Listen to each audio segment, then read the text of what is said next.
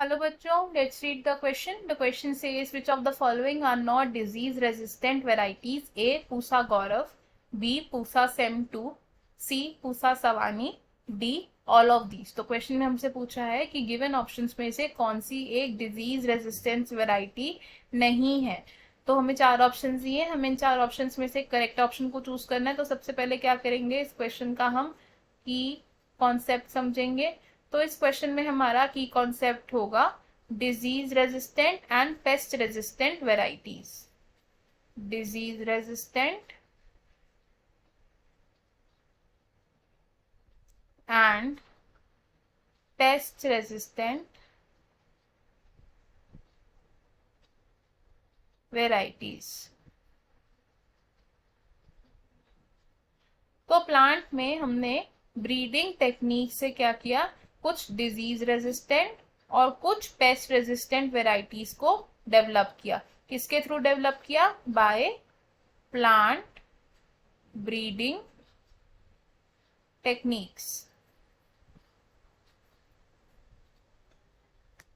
अब अगर हम कुछ एग्जाम्पल्स देखें डिजीज रेजिस्टेंट और पेस्ट रेजिस्टेंट वेराइटीज के, तो वो होंगे पेस्ट रेजिस्टेंट वेराइटीज. एग्जाम्पल्स क्या होंगे पेस्ट रेजिस्टेंट वेराइटीज के examples? They will be Pusa Gaurav,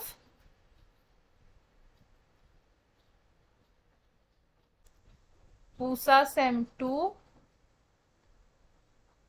Pusa Sawani. और अगर हम कुछ डिजीज रेजिस्टेंट वेराइटीज के एग्जाम्पल देखें तो they will be disease resistant varieties. Examples ये होंगे हिमगिरी,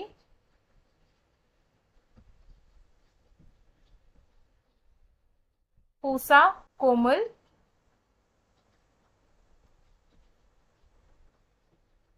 पूसा सदाबहार,